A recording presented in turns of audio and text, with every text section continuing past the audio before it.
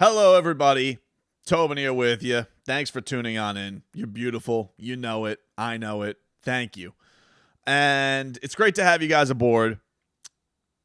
Checking in on the Kevin Durant thing. I didn't know where to go with this week on this channel. You know, we talked about it on the radio show, but haven't really touched on it this week because I kind of wanted to see where things were going to go, if anything was going to go anywhere with all the Celtics noise that went out there, and talked a little bit on Tobin and Leroy about the Jaylen Brown stuff and that. But some new reporting coming out locally from Barry Jackson, who is sports buzzing, the GOAT, out there getting scoops.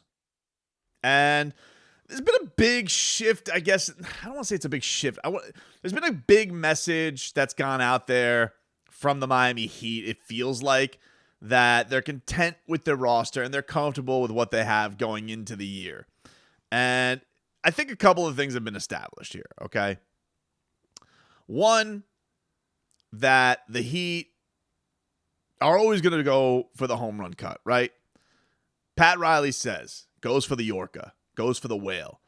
And even with that maybe costing them somebody like a PJ Tucker, a Jay Crowder, things like that, they're always going to try and find themselves in situations where they don't want to hamstring themselves with pieces they feel they can find elsewhere. And as great as PJ Tucker was, and I love PJ Tucker, I don't think there's ever been a player I fell more in love with one season with the Miami Heat than PJ Tucker. Now, he's now on the Sixers, so you're dead to me. But when he was on the Heat, amazing. Loved PJ Tucker, and I think they brought it to the table, but I get it. One of the things that had to be addressed, or has to be addressed with this Miami Heat team, is they're old. You know, that their starting lineup was going to consist of a guy who's going to be 37 before the playoffs and a guy who's going to be 38 before the playoffs. And you saw by the end of it, those two guys, their bodies broke down.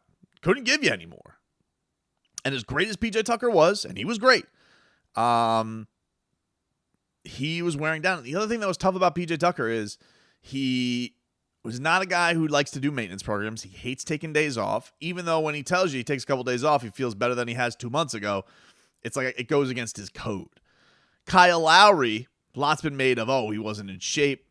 He's fat, needs to get in better shape, which he, by the way, looks amazing. I mean, he looks absolutely in impeccable shape going into this summer and this upcoming training camp and all that.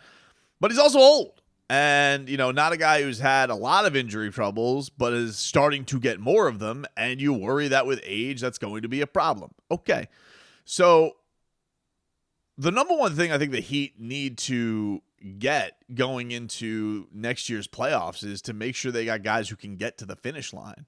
And I think that means getting a little bit younger. I really feel like if they were going to go into this and tie themselves up into PJ Tucker and Kyle Lowry and nothing else, and it's just like you get to the end of it and maybe they break down again and you didn't see that coming, that's just on you. I think that's just stupidity. The idea that the Heat would just completely handcuff themselves by locking themselves into PJ Tucker for 3 years, as awesome as he is, it just seems silly. You know, for the Sixers, you get it. They're looking to get out of the second round. They're looking to get a little bit further. They're looking to get a little bit nastier, you know, and they don't really stand the chance likely of getting one of these orcas or another, but they already got theirs. They got James Harden to pair with Joel Embiid, and they needed to put some more pieces around him. The Heat are looking to see what is going to be the pieces around Jimmy and Bam, and their big swing last year was Kyle Lowry. Did not pay off for them in the playoffs, and PJ Tucker was not a big swing. It was kind of like, man, that's a nice addition. And it also weakened the Bucks. Now, could this definitely weaken the Heat? Maybe it will, you know, because it seems like the answers right now are, you know, Haywood Highsmith, who I really like. You know, I was like I got to watch a lot of Haywood Highsmith warming up last year. I was watching, so much Haysmith. And I was like, man, this Haysmith, he don't look like a bum. He looks like he can do some things. And he looked really, really solid during the preseason and during the summer league, excuse me. I think that they may have something there. You know, like that's the other thing. You know, we forget with this Heat team, like they have such an innate ability to just find people. Like who was Duncan Robinson? Who was Kendrick Nunn? Who was Udonis Haslem? Who was Max Strus? Who was Gabe Vincent? And then like they keep turning out guy after guy after guy after guy. And like we're supposed to be surprised that they're able to do this. So if the Heat tell you that they're confident that they can get through some of this season with Caleb Martin and Haywood Highsmith and Omer Yurtseven getting a little bit more run, I kind of trust them on that, because who's to say that there can't be the home run cut that's going to be out there later, that somebody gets a little bit more desperate, that things, I think what the Nets are hoping for with this Kevin Durant thing is that he comes there and things just go well and he forgets about it. But it's very possible that things just go awful, and that just puts more pressure on them to make the move. So getting to the report that was out there was a report from Barry Jackson, which basically the premise of it was that the Heat don't want to deal Bam Adebayo, that they are not interested in dealing Bam for Kevin Durant. It's been out there. And I think the reason that comes out there is to kind of reestablish where things are, because when you see this noise about the Celtics putting Jaylen Brown on the table and them balking at it, it's interesting because, one, well, why are they balking at it? That seems like probably the best player that we known has been offered. Definitely tops a package that would be, headlined by Tyler Herro for the Heat. So you kind of question, like, how legit is it? How real is that? And then you hear what they want back, and they're just still being unreasonable. And we've heard the reports that they wanted, like, Karl Anthony Towns and Anthony Edwards for Kevin Durant. So it just kind of makes you feel like they're just not in a logistical world when it comes to dealing KD right now. They are lashing out, and they're trying to figure out the best way to not look like an embarrassment. And that's the thing right now that I think is maybe an oversight from the Heat fan who wants Pat Riley to go out there and give up everything to get to KD, is right now the Nets are in a position where they're trying not to get embarrassed again. They're very, very close to being in a position to be the team that lost Kevin Durant, James Harden, and Kyrie Irving all in the span of 8 months. And that's an embarrassing place to be, especially when you were the organization that was up and coming, thought you were establishing your own culture and things like that. So they're just in this spot right now where they're trying to seem brave, and they're trying to put on a brave face, and they're trying to seem strong, but everybody kind of knows it's eventually going to run out. And so if you're the Miami Heat, you're going to just put Bam on the table? Like, you're just going to do that? You're going to just say, you know what? We're taking our other star, because you had two guys at the end of this thing. All the shit that Bam gets, and he gets a lot of it from the fan base, all the shit that Bam gets, he gave you 25 and 10 in a game 7, 30 and 11 in a game 3 on the road that you won. When it all comes down to it and you're looking for playable players, Bam Adebayo is definitely a piece for this team that leads to a lot of success. You want to look around, you want to question the other pieces, the age of other pieces, the viability of other pieces. Bam ain't a problem on this team, guys. And it's pretty crazy how many Heat fans lose sight of that he just turned 25 years old and is like has gotten better every year. And everybody goes around, that guy's a bum. He ain't aggressive. You bum. And no other team, you're seeing the hesitancy all around the league. Toronto doesn't want to give up Scotty Barnes. The Suns don't want to give up Devin Booker. The Celtics don't want to give up Jaylen Brown or Jason Tatum. And I just think the Heat fan needs to put a little bit more respect on your stars. Like, the Heat don't want to give Jimmy Butler and Bam Adebayo up for Kevin Durant. The whole point of this is like, hey, how do we do this to add Kevin Durant and put us a cut above the rest? Because, yeah, PJ Tucker and no PJ Tucker, I would say the Heat are probably going to be in the same spot that most people would put them in. That they're going to establish that Boston and Milwaukee are the favorites. And then, probably everybody will overrate the Sixers, which they always do. And then they'll probably put the Heat out of respect. Maybe the Nets, if they, let's just say KD and Kyrie came back. Nets, Heat, probably the next two. And then the mishmash of everybody else that is in a very, very much improved Eastern Conference. Don't get me wrong. But if the Heat had PJ Tucker or didn't have PJ Tucker, I kind of feel like everybody's opinion of this team is the same. And I don't really think, as much as I love them, I don't think it makes or breaks their title chances. Because I first of all, I don't think that the roster that they have one way or another. What they have going into training camp, if it has Kevin Durant or doesn't have Kevin Durant. Let's say it's team run it back or team KD. Let's say it's team run it back right now. I don't think that's going to be the roster that they have at the trade deadline. I don't. And for me, to freak out about things right now seems silly. It just seems silly. And I'm glad that the Heat are putting it out there once again and reiterating once again that, okay, we're not dealing Bam. It's not a thing. We're not considering it, because it felt very much like the Celtics pushback on this was when they saw the SMH from Jaylen Brown. I don't know if that's an SMH for him being pissed. I don't know if that's an SMH for him thinking it's bull bleep.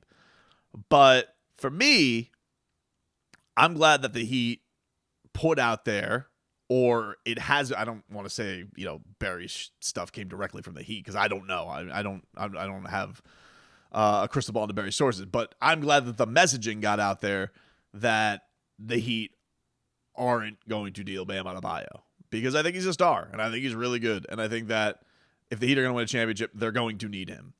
And I don't think this thing is done. Until you get to the spot where you hear about Tyler Herro's extension, I don't think anything's going to be quiet. Now, I think the thing that's going to be interesting with the Heat is with Tyler is, will they get to a point where they just completely give up and give him the extension? And from Tyler's standpoint, does he go into this year betting on himself? Like, let's say like it's a DeAndre Ayton situation. Like, I would imagine, max contract is probably what he's going to go gun for. Does he look at, and I believe what's been kind of kicked around is like 4 years, $100 million plus for him, not the max. So is that something that the Heat are prepared to offer, going to offer? They have the lever to pull it. It's an interesting situation. It's a very much like the scenario we thought they were going to do with Bam when maybe they were going to go after Giannis. They had the year after the finals, and Giannis and Bam share an agent, and Giannis ends up re-signing, but we were wondering, would they tell Bam, hey, sit tight? The difference was, Bam had established himself in that playoffs as the best player in the Eastern Conference Finals, got hurt in the finals. But you're like, okay, this guy's going to be a key cog. He's 23 years old at the time. You lock that up. It's not really a question. With Tyler, I think the Heat still question, like, all right, what is this guy going to be for our team? Is he going to be the spark plug off the bench? Is he going to be the electric scorer? Or is there more there? Is he going to develop into more? Is he a guy who can become an all-star? And, you're kind of at that clock where he's definitely in every trade talk that they have out there. That's the natural piece that you're centering these deals around, which they're not doing with Bam. He is 23 years old, so, man, so much improvement that can still come there. You're not even scratching your prime yet. And also there's questions about, all right, can he get a lot better here from the shortcomings in the playoffs and stay healthy? Also, there's been some health questions with Tyler as well, and durability questions. It looks fantastic in the offseason. That's definitely been established. But from this whole thing with the KD thing getting its, some cold water thrown on it, or a pause thrown on it, yeah, it just doesn't seem like the Nets are playing ball with anybody right now. I think that they are trying not to be embarrassed, and the Heat see that stuff with them putting the Boston Celtics out there to try and drum something up to see if the Heat will bite, and they don't. And I think that they not only bit, but they probably put out there like, hey, stop. All right, let's stop these games. Stop bleeping around. And may just move on, at least for the time being, because, if things, people always say, well, they think things will go great. If they don't go good in Brooklyn, if him and Kyrie, because it is weird, like the Kyrie stuff that's coming out there too, that Kyrie is reportedly prepared to play in Brooklyn or wants to play in Brooklyn this upcoming season. I don't buy that stuff. I think that's also just posturing, where it's like he's trying to get out too.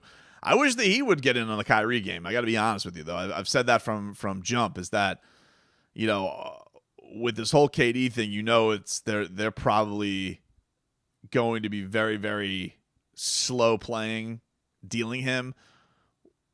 When do they get to the point of, hey, we got to pull the trigger on Kyrie? Just either because they're sick of him, or they just want that headache away. And And I'm curious to see if anybody will drum that market up, because it does. It seems like the Kyrie market is dry. Everybody's kind of scared of him. And I think if you're the Miami Heat, like, you've brought in guys and you've always been able to get guys, at least on the short term, to buy into stuff. And I think that only sets your clock back a little bit, because he is younger, rejuvenates you at point guard a little bit, but also can be that go-to scorer that I think that guy who definitely can fill it up and you were looking for. So, I'm not disappointed with what I hear from the Miami Heat not being able to pull the trigger on Kevin Durant. Like, trades like this, it's going to be crazy, right? I am encouraged to hear that they're not going to bend on giving Bam, because I think that's stupid. I think it's stupid to give him up to have a question mark about being a championship team. I think that bringing in Kevin Durant, though he's a better player than Bam, not trying to say he's not, but he's got 10 years on him in age and injuries, and also just got swept. So I think for you to look at this situation and just say it's a slam dunk you give up Bam for Kevin Durant, I don't think it is. And I'm glad that they're establishing that they're not going to do that.